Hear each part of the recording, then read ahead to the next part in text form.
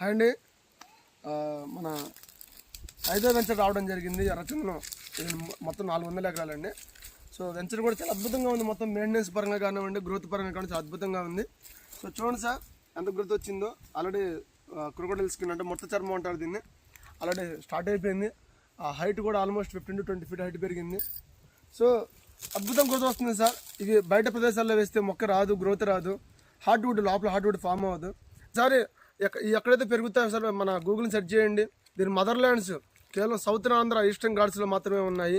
ఎక్కడ ప్రపంచంలో ఎక్కడ మొక్క పెరగదు, అందుకే దీనికి ఇంత ఖరీదు.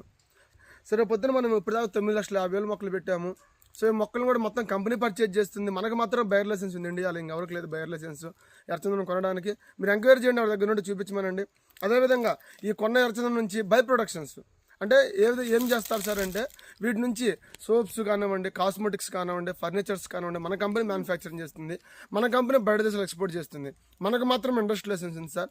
సో చిన్న పెట్టుబడి, సో 10 లక్షల పెట్టుబడితో 100 ఎర్రచందనం మొక్కల మీద 12 నుంచి 15 సంవత్సరాల్లో 90 లక్షల ఆదాయం ఖచ్చితంగా వస్తుంది. కానీ థర్డ్ పర్సన్ నిర్ణయం తీసుకోవద్దు, మీరు స్వయంగా రండి, నిర్ణయం తీసుకోండి. థ్యాంక్ యూ అండి, ఆల్ ది బెస్ట్.